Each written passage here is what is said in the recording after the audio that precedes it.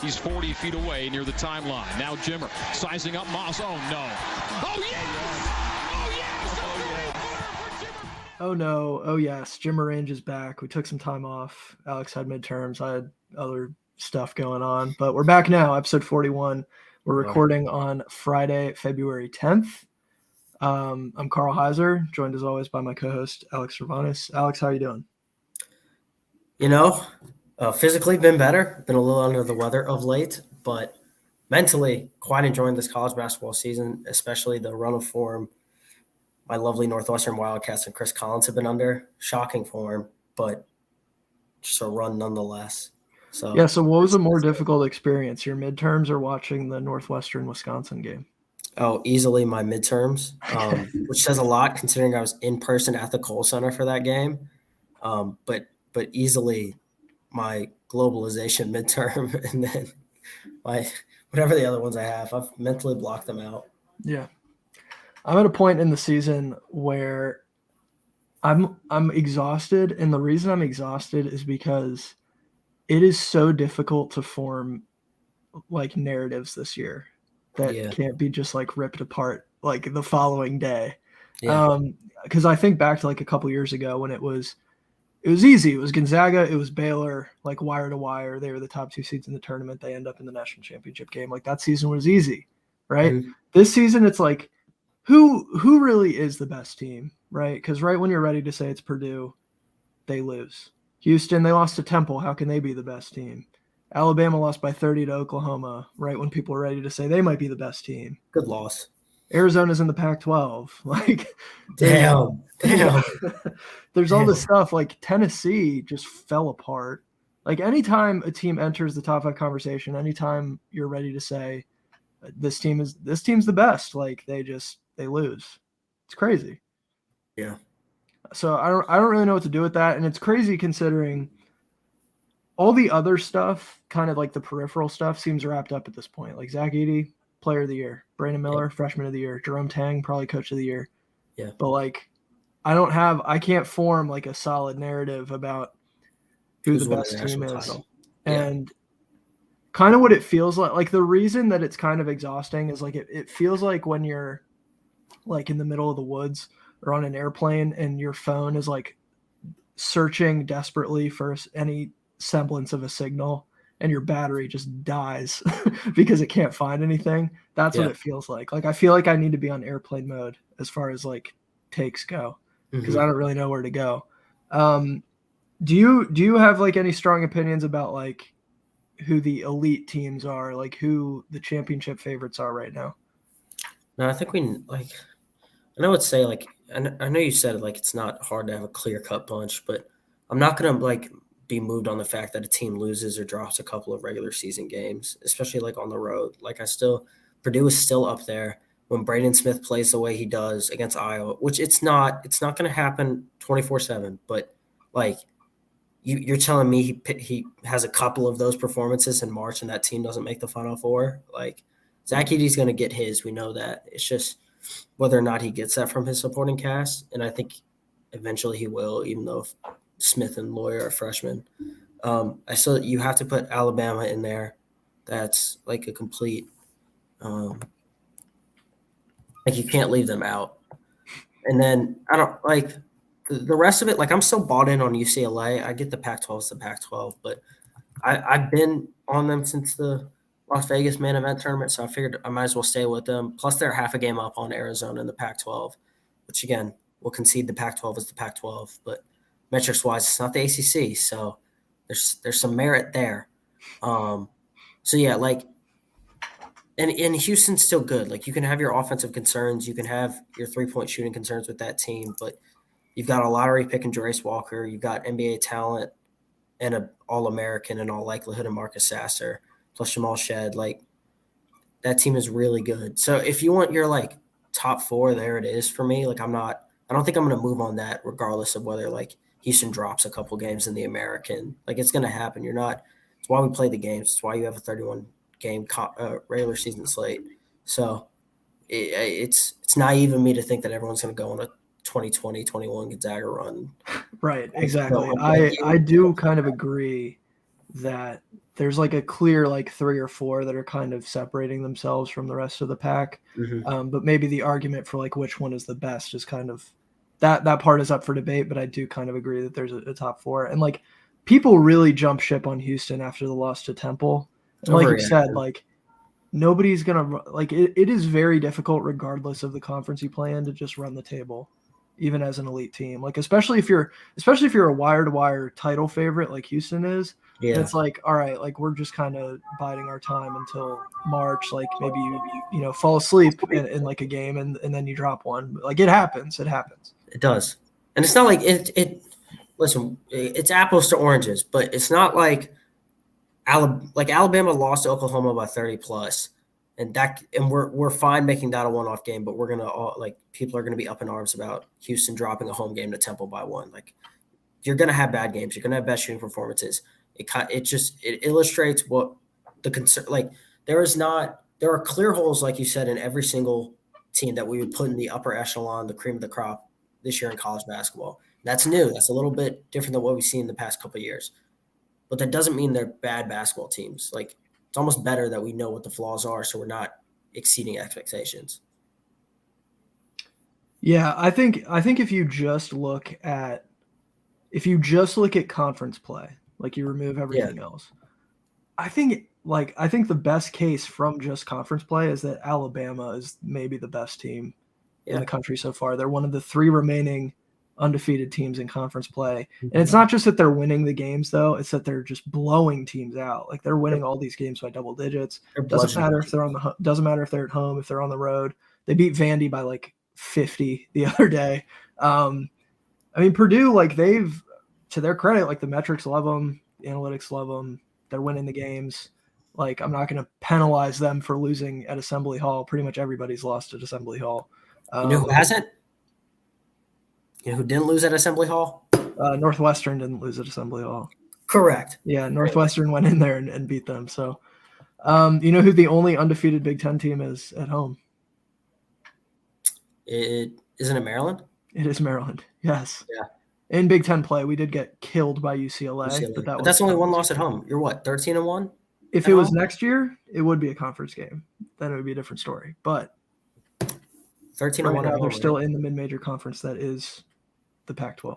So I want to ask you your take on the ACC right now, because I think last year there were kind of similar narratives of like the ACC's down. It's not as good as it's been historically. But like it ended up turning into a reports of the ACC's demise were greatly exaggerated. And then they send 3 teams to the Elite Eight and 2 teams to the Final Four. And this year, though, like they kind of seem even the conference as a whole seems worse than it was last year. But do you think like maybe we'll see something similar where a couple teams get in and go on a run? I think a couple teams can get in and go on a run. Like you are well aware that I'm an ACC defender through and through. So I think the challenge is that your Duke and UNC just aren't as good as they typically are. And you got first and second year head coaches. You've got clear dysfunction within the Tar Heels offensively.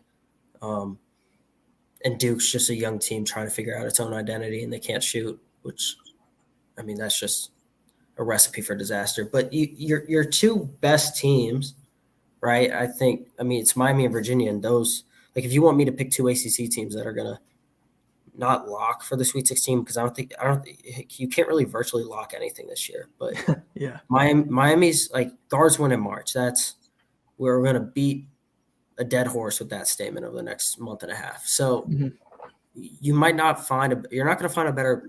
Well, you can argue it. Like NC State's got a really good backcourt, but Miami, when they're playing well, I get Norchad Omeyer's undersized, but that backcourt.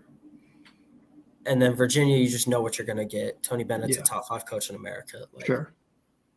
Those 2 teams, I am hard pressed to say the ACC is going to put 3 teams in the Elite Eight, right? Like, hard pressed. And so much of it is matchup dependent, also. So. Especially this year.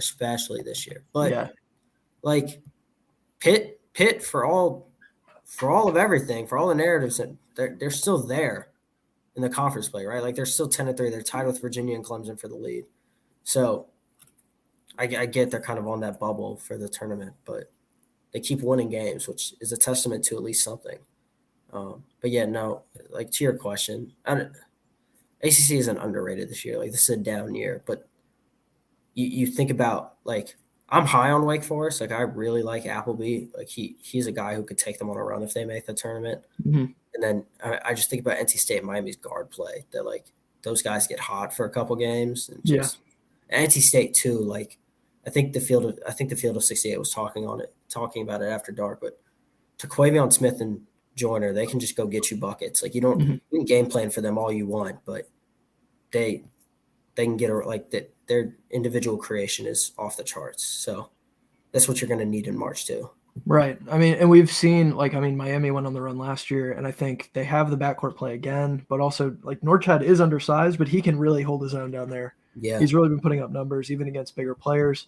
And yeah, you talk about microwave scorers like Terquavian Smith, like all it takes is one game of them going off against a 1 seed. And that's like all it takes, and then you're home to the Sweet 16. They're going to be a nasty like 7, 8, 9 on that line. Like one of those 1 seeds is going to get a tough out in that second round with them. Yeah, for sure. And then even one of the other things that I think has made this college basketball season a lot more interesting, even beyond like trying to figure out like really who are the best teams, is that there's also this collection of teams that were supposed to be really bad and they actually ended up being really good. And so like in my mind, that collection of teams is like Pitt, Clemson from the ACC. Yep. You have like Kansas State and maybe Iowa State from the Big 12. Yeah. You have Marquette from the Big East. Yep. Right. So like, yeah, like there's this group of Northwestern from the Big 10. Thank you. I'd have to throw them in, but like you also have this group of teams where it's like, it doesn't really make a whole lot of sense how they keep winning these games, like how they're on top of their respective conferences, but it's like, it's hard to argue with the results. Right. Yeah. And we're going to see probably all of those teams in the tournament. I mean, at this point, like that's what it's looking like. I mean, of that group, like I'm in on Kansas State. Like I really like Kansas State. And Keontae Johnson's return to form. He's looked fantastic. A lot of the others, I'm not quite sure if I'm totally not in there, but do you disagree on any of them? Are you not sold on Marquette? Oh, I am sold on Marquette. I forgot about Marquette. Yeah. Okay. But again, like Shaka Smart's teams always perform in the regular season. He hasn't won a tournament game since VCU. Like, so as much as I want to buy in, like that's kind of holding me back a little bit. Is like, go win a tournament game. Like, don't lose to North Carolina by 30. They've got a potential All-American. Kolek's right there, like in that hunt. Like that's. He's been one of the best point guards in the country. Yeah. Yeah. But no, we do have to separate. Like Marquette and Kansas State are 2 top 25 teams versus Pitt and Clemson. Yes, Clemson was ranked. Pitt kind of continues to hover around. Like maybe they'll squeak in this week. Iowa State's 11th as well. So like if we're separating the trios, you have 3 top 25 teams in KSU, Iowa State, and Marquette, and then you have 3 teams that like maybe they give you trouble in a game, but I'm not trusting them to like. But they're like receiving votes type of teams. Yeah, but they're also not. I don't expect them to make it. Like I'm not gonna Sharpie in Northwestern to make the Sweet 16. I'm not gonna Sharpie in Pittsburgh to make the Sweet 16. You know, like you feel like the individual components of each team, like the star power is greater, obviously for the top 25 teams. But I do think generally speaking, we're seeing how the transfer portal, how NIL is affecting the talent pool, like how talent is distributed throughout the country, throughout the leagues, like even mid-majors. Parity, to me, is at like an all-time high from what I can remember, at least, like from when I really started paying attention. And hopefully that makes for an absolutely crazy tournament. Because we can turn to talking about some of the mid-majors, but like there are some teams that I do not want to see if I'm like a 5 seed, right? Like I have Oral Roberts and Joyer below my name. That team is a wagon. They are scary. They have an extremely high-powered offense. They're far more balanced than the team that went to the Sweet 16 a couple years ago. Because it's funny, like looking back at the box scores for those tournament games, and it's like Max Smith, who's back, and Kevin O'Banner are taking like 25 shots a game, and that's like the entire team. Like that's the whole offense basically. They're playing like 2v5, and the other guys are just there to kind of like support them on their quest to score as many points as possible and hopefully win a game. They won 2 games like that, and almost won a third one against Arkansas. But this team is like more talented throughout the roster. They're way more balanced. And that's not a team I want to see if I'm, whatever projected 5 seed to be. If I'm Rutgers, if I'm Indiana, I don't want to play Oral Roberts at all. Funny you bring up Indiana.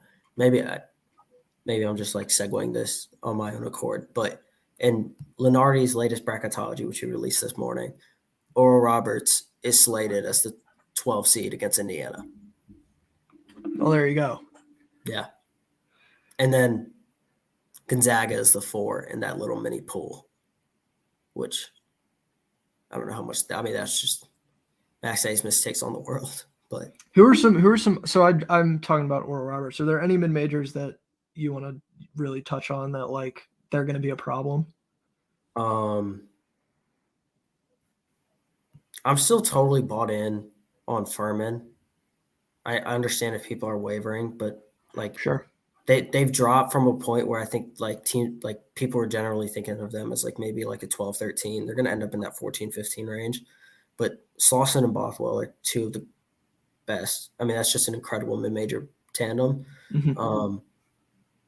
So, and I trust Richie too to get that team not only obviously to March, but they're top 100 in Ken Palm. They've got a top 35 offense. They've only lost twice. They've only lost once this year. They've only lost twice since December 31st. Granted, one of those is to Western Carolina, which, but I'm still totally bought in on Furman. I understand why they would give some pause to people, but at what point, like, we can't really talk about like Florida Atlantic and Kent State are going to be the obvious names people throw out there, and for great reason. But I'd also give a shout to Liberty just on the play of Darius McGee. They're scorching the A-Sun. And I know the offense is literally give the ball to Darius McGee and hope for the best, but it works. They play like a criminally slow pace. Yeah. But metrics love them. Like that's a scary 12. I mean, they're top 50 in Ken Palm. They're top 50 in net, whatever discretions you have against the net aside. They don't turn the ball over. It's extremely high effective field goal. Like the list goes on and on, especially so. I don't know. It's just that is not a team I want on the 12 line if I'm The thing that's tough, and we kind of run into this every season, is there are a lot of mid-majors that I'm excited about. Like I want to see them in a tournament scenario, but they're from a one-bid league. And like they probably in their non-conference didn't build up a resume where like they can afford to not win their conference tournament. So like some teams like that, you could make an argument for Kent State, but it'll be tough. It would be really tough, like for them to get out. And that's a team like I really want to see, similar to Toledo last year, but like they couldn't make it out of the MAC. Well, you would also need some of these. I mean, for what it's worth, the committee is going to give 8 bids at least to the Big Ten, 8 bids at least to the Big 12. Big 12 for good reason, but 8 bids to the Big Ten, probably 7 to the ACC. Like you're going to need those bubble teams. Like North Carolina would have to fall off the face of the earth to not make. Like they're already hanging on by a thread, but they really have to go like 1-6 in their next 7 for them to not make the tournament in my mind. So like that's the issue Kent State runs into if they don't win the MAC tournament. Yeah. And then looking over at like the Sun Belt, we're only going to see one of Southern Miss, Marshall, or Louisiana. And those are like 3 teams that I would love to see. I'd love to see all of them, but we can't. So it's just a question. And even like that doesn't even account for the fact that like some other team could like swoop in and, take the bid from the Sun Belt. So. Yeah. And for what it's worth, like Liberty could make it as an at-large. Maybe I'm just projecting here, but the metrics love them. The net loves them. Like they're still top 50. I already talked about what they are in Ken Palm. So I don't think it's out of the question they don't have a great win, but let's say they win out, which they're projected to, like they're 25-6, and then make it to the ASUN title game. Like maybe the committee's hard pressed to keep out a 28-7 Liberty, but it would also be tough to like seed them in like a play-in at like the 11 seed. Yeah, right. Yeah, that's some of these teams that are very good mid majors. The thing that would make it really challenging is if they go on a run to their conference title game and they lose. Yeah, because then what do you do with them? Because that's kind of what happened to Dayton last year. Is they were the first team out. They lost the A10 final to Richmond, who ended up like Richmond essentially stole Dayton's bid, specifically Dayton's bid, by winning that tournament. So yeah, I mean, we're probably gonna run into something similar. Like I was on live with Ryan Hammer the other day on TikTok, and we were kind of talking about the Big West a little bit. Now there's a couple teams that could win the Big West, like UCSB is the favorite, and that's a good team.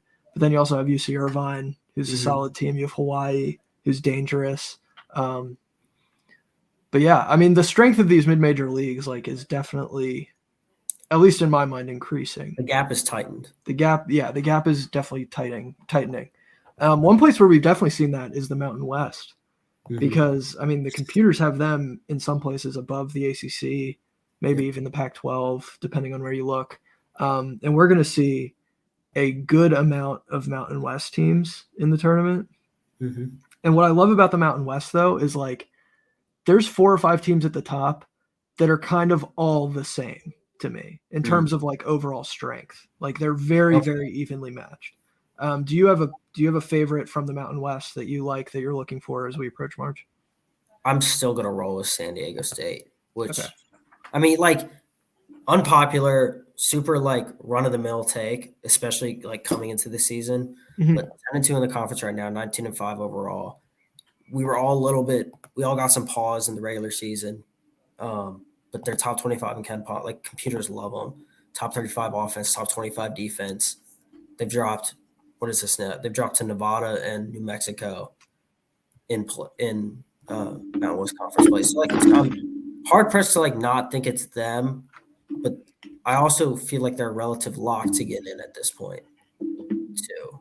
So I don't know how like much that answered your question. Yeah, I mean, I get it with San Diego State. I think the thing that it's tough from like an optics standpoint, because I think generally speaking, they've been kind of disappointing for like what they were supposed to be entering the season. And they're kind of picking it up recently, but like Matt Bradley, like this was supposed to be a big Matt Bradley year, and he hasn't really put up those numbers. So yeah. But that, I mean, listen, I don't know. I don't really know what I'm trying to get at here, but the words aren't communicating. But I don't know that the trio of Trammell, Butler, and Bradley is so. I mean, it's just running out of adjectives. But yeah, we're running into kind of like maybe an interesting situation where I think there are 5 teams in the Mountain West that definitely have a case. But right now we have New Mexico sitting at 6-5 in conference play. So they're like 2 games back of the next team, which is Utah State at 4th. And I kind of think New Mexico like really needs to start picking it up. Like they're projected right now as like a 10-11 in some places. So they're like they're a couple losses away from like being projected out of the field entirely. Lunardi has them at last 4 in. I know Lunardi's in the Bible of bracketology. Do you think that like the way things are trending though, we only get 4 of that group of 5? Yeah. Which I think is good, because I mean, how far have we come that the Mountain West is going to get 4 teams? You know? Oh yeah, it's sweet, and they all play like pretty different styles too, which is fun. Like I mean, Utah State is a team. They take a lot of threes and they make a lot of threes, and that's how they play. But like these, Boise State, like they grind out games. So it's just very different styles, but they're all very evenly matched, which is a lot of fun. So that's a really fun league. And we also we don't talk about the West Coast on here a lot, I feel like, because we're both East Coast guys and, Big Ten fans. And so we don't really get out there a whole lot. No. But I mean, are they going to get more bids than the Pac-12? Do you think? Really? I mean, I'm kind of posing the question. Like, do you think so? It might be even. It might end up being 4-4. Honestly, Yeah. that feels like a pretty likely scenario. I mean, UCLA, Arizona are locks, and then at what point does it? Oregon has looked Oregon coming off some injuries. Like Oregon has looked better. I will say that Better, but like they smoked USC yesterday. Yeah, I mean, USC controls its own destiny in getting in. Like, I feel like the committee will give them the benefit of the doubt. So, does it just come down to you think Oregon, Utah for that fourth bid? I'm hard. Like, I don't know. I almost lean more towards Arizona State than Utah, to be honest with you. Okay, but I mean, yeah, I do think it kind of comes. It's difficult for me to believe that like the Pac-12 as a collective is capable of getting 5 teams in this year. Maybe they get 2 if like maybe they get like. I mean, maybe they get like those 2 in if it's like a play-in scenario where like they're both in first 4 games. But I mean, just as a whole, like, I mean, Oregon State, Cal, like really dragged the league down. Stanford has been a disaster. Have looked better, but like really bad still. And then like Washington State haven't been as good as I think we expect them to be. So, and I don't know, kind of tough. But I mean, you mentioned like UCLA is a team that's kind of in your top 5 right now. Yeah, and Arizona is a top 5 team in the country right now. So like the 2 top teams are very capable of making something happen, despite the fact that their conference is not really challenging them all that much. But but I agree with you that. But when both those teams play at their best, they're both capable of going to the Final Four. So I kind of want to talk about Tennessee a little bit, because they are a team that I just like can't really figure out. Well, join the line, join the list. I know. I'm not. Yeah, I say that as if like everyone else has like a hard and fast take on Tennessee, but I mean they get up to number 2 in the country and are still like a top 10 team right now.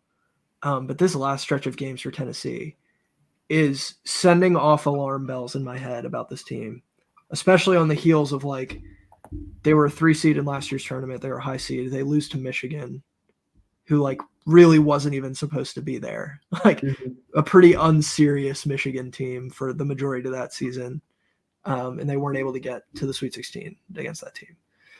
But then this stretch of games that they've had, they lose to Florida, which you kind of look on paper and you're like, all right, at the Swamp, like maybe not that bad of a loss, but Florida's been very mid this year. So it's difficult for me to be like, yeah, you're a legit threat, losing by 13 to Florida, giving up 67 points to Florida. And I say that because like Tennessee's defense that's their bread and butter. Like that's the way they win games. So then they follow that up with a top 25 matchup against Auburn, who like, I don't even know how that team was ranked, but that was a horrid game. Nobody was hitting shots. It was a train wreck, like all around. Really bad game, but they squeak out a 3-point win. And then they lose to Vanderbilt.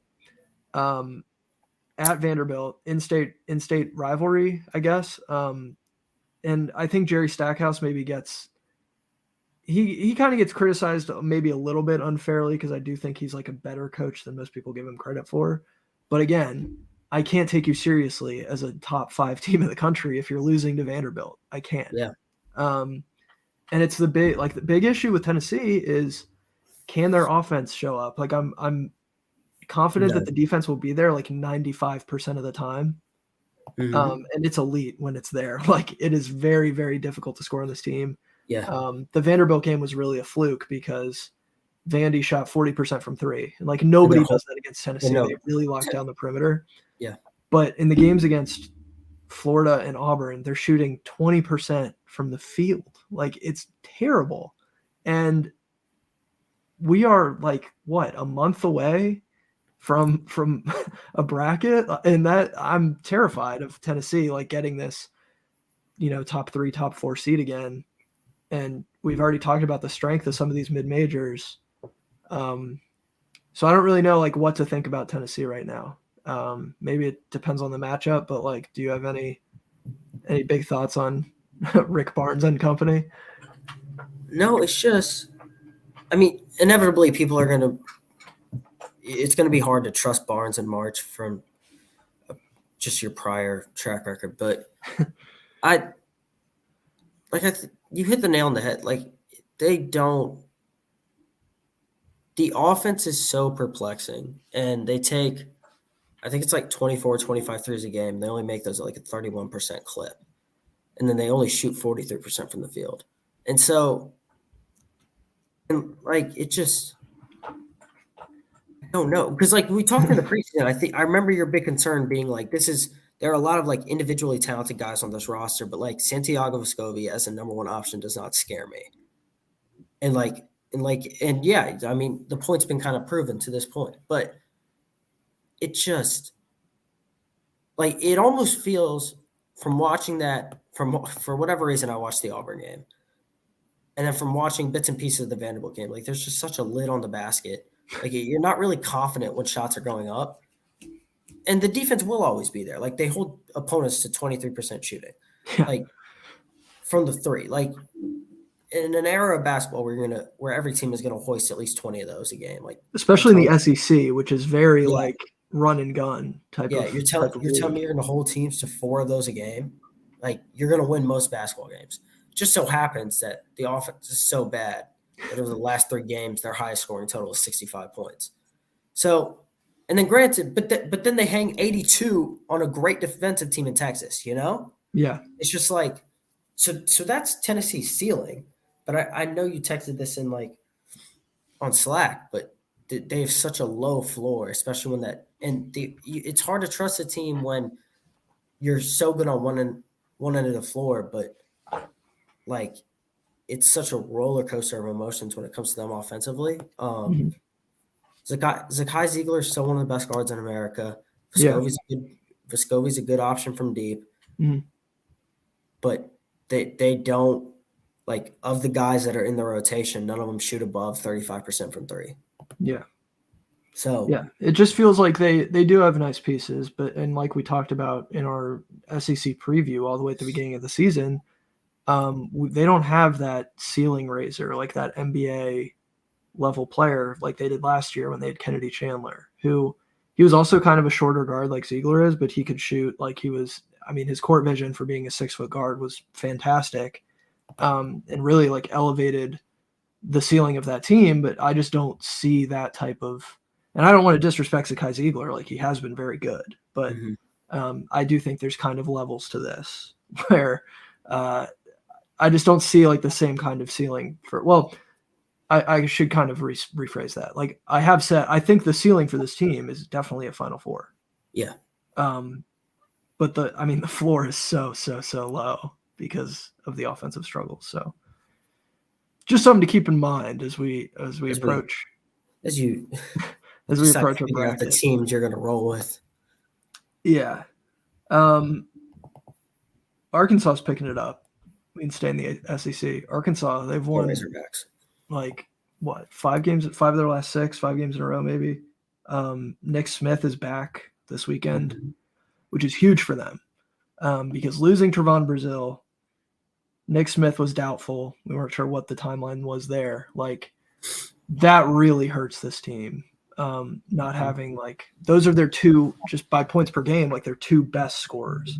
And so, yeah, you want to give the benefit of the doubt to Eric Musselman. Like we've seen him do this kind of thing before and get teams right, just in time for March. But it's a similar sort of deal to like Tennessee, where it's like, who's the guy that's really challenging these opposing defenses? And now that Nick Smith is back, like it looks like they might have one of those guys. And Ricky Council's been playing out of his mind. So, it seems like Arkansas is kind of back on the upswing. They're still projected in the tournament field despite kind of the rough patch that they hit. But I kind of like, even though when you look at the SEC standings, Arkansas is like really far down, I trust them more than like a lot of the teams that are ahead of them. Mm-hmm. So I know you say you trust them, but we've been kind of on this theme of like weaving in the bracketology aspect. But is there a line, like, is there a seed line where you wouldn't trust them against a higher seed?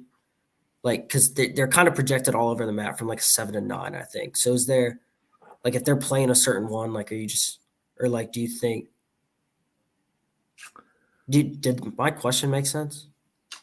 I mean, sort of. I mean, the one thing like I would worry about is if they drop a couple games as we get closer, and then they end up as like on that 11 line, and then we'd have them playing a 6 seed, which could end up being like Providence, you know. Mm-hmm.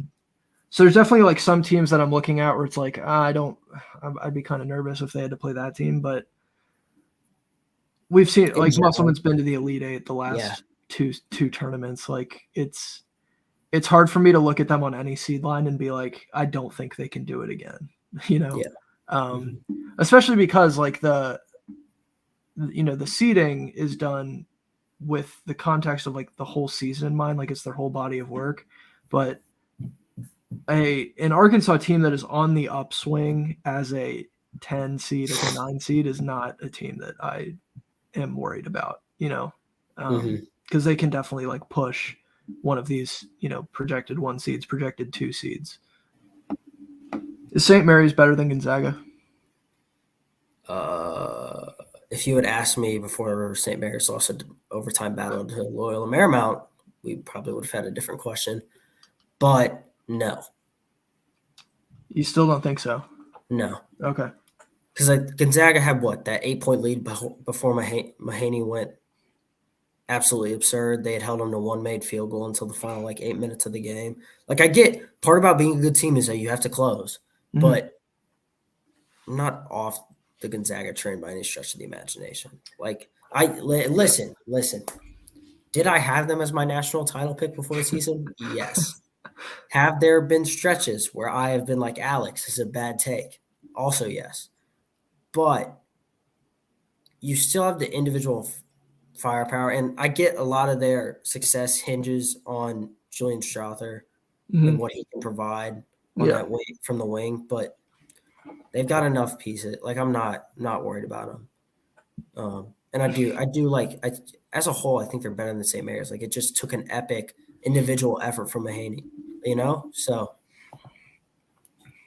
yeah, I mean Mahaney went full Tracy McGrady in that final minute of the game and just could not be stopped. Like banking in threes, like, you know, getting layups to go. That bounce pass barely got through to tie the game. Like the floaters were like half a finger from being tipped. Like, and that's just good. That's good on him for getting the bucket. But like, talk about a game of inches. But I know it's not basketball. But yeah, St. Mary's is 9 spots higher than Gonzaga and Ken Palm, for whatever that's worth. If you're a big analytics guy, that's kind of where things are looking right now because they do have the number 5 defense in the country right now.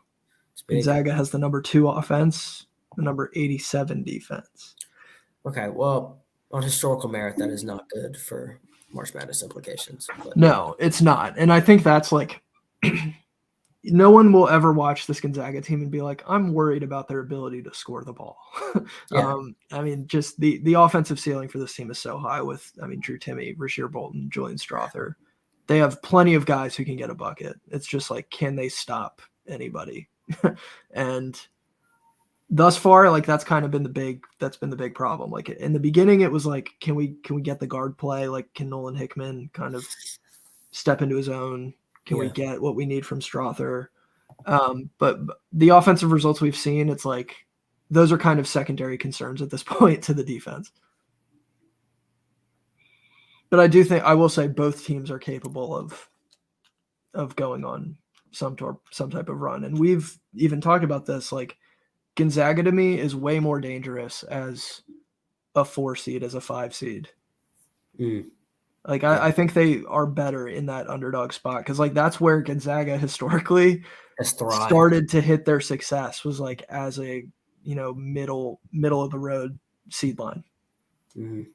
and still like picking up Sweet 16s and Elite Eights and stuff. So yeah, I mean, we'll see. What do you have to say? I mean, I tweeted this. I'm requesting a formal investigation into Ohio State. They're currently a top 40 team on KenPom. This team is garbage. Like, this is one example of the eye test prevailing over the computers. This Ohio State team's really bad. Yes. I love it. It's good. You love it? Well, I need it for Northwestern's tournament resume. Like, yeah, we beat a top 40 team on the road. Yeah. Yeah.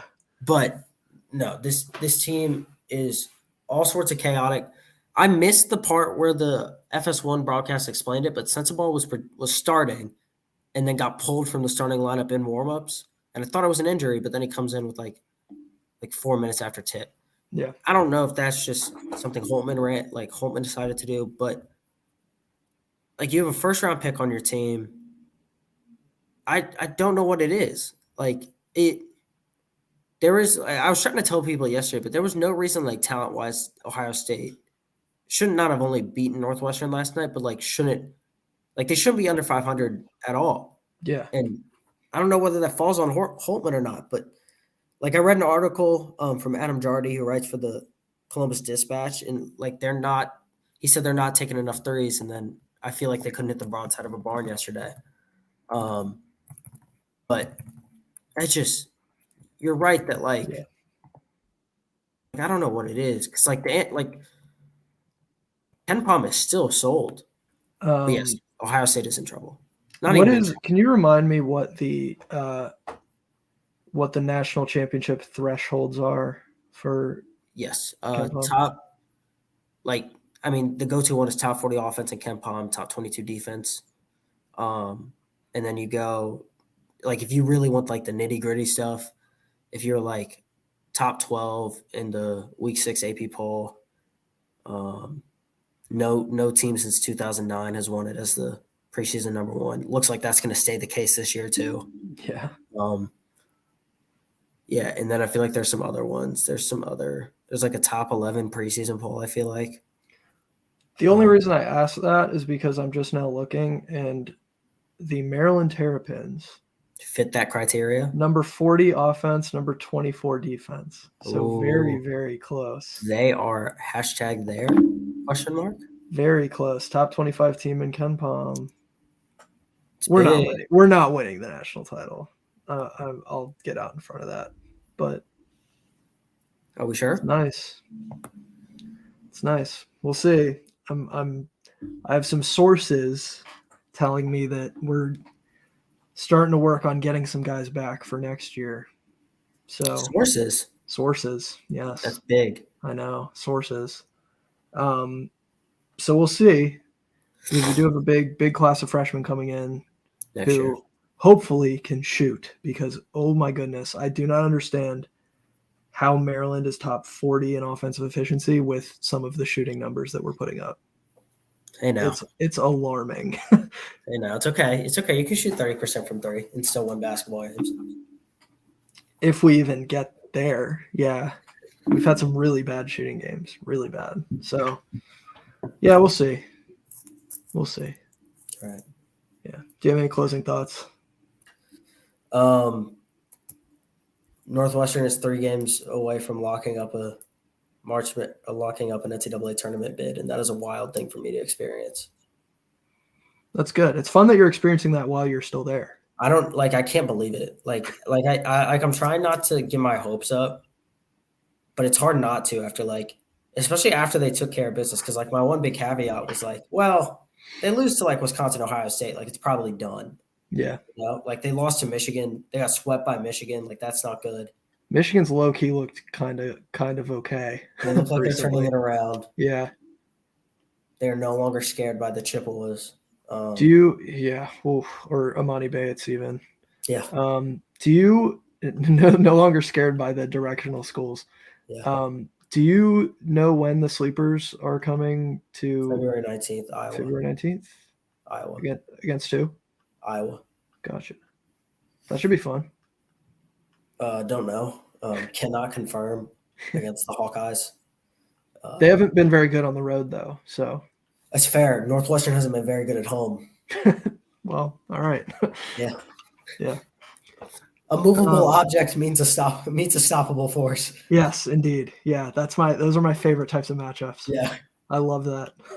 I forget what did I tweet that about? Oh, it You've was tweeted Oklahoma State and Baylor. You've tweeted it multiple times. I have. It's one of I my love favorite it. go-tos of It's yours. funny. I'm gonna have to put it on like a t-shirt or something. My closing thought is Jim Boeheim needs to retire. Ooh. You don't want him yelling at student reporters anymore? No, it's just to have some accountability for like why your team isn't good. Like it's one thing, I forget where I said this, but it's one thing when, like, here's the thing with teams like Wisconsin and with Syracuse is like you can get away with trotting out the same thing every year as long as it's like working. Yeah. But then when it's not working, that should be like when it's not working for a little while is like when you need to switch it up. And this whole like zone defense, like it's not working anymore. It's not. Like this is a program that was pretty consistently competing for like 1 seeds and 2 seeds, and they haven't done that in a long time. Like we're going on like a decade, I think, since they last were like in that kind of range. So like to have that and then to be complaining about, oh, Pitt is paying their players, Wake Forest, Miami, buying their team. It's just like, come on, dude. Like you being stubborn is not like anybody else's fault. Yeah. And it's hard for me to think that like I haven't actually done like the research to check this out for myself, but I feel like it's harder to get drafted out of Syracuse because like they're not that good anymore. Like they're not getting eyes on the program as much as they used to. And the zone kind of like hides people's abilities. I feel like the style of basketball that they play, it isn't really conducive to like showing off NBA level talent. It just kind of like covers up everybody. So I haven't actually done like kind of the research into that. So maybe I'm just kind of saying stuff, but I just think like he needs to retire. He needs to go. So then you have like all this stuff with the student reporters, like just berating people. It's just a tired act. I just think he needs to be done before he just completely tanks his reputation, on the way out. Yeah. Because he's a legend. Like there's not many coaches that have. I mean, what is he, second or third all time in wins? He's up there. In men's. He's first active in wins. I know that. Yeah, I think he's second in men's. Yeah, and he has the national title. He's got he goes on these runs to the Final Four.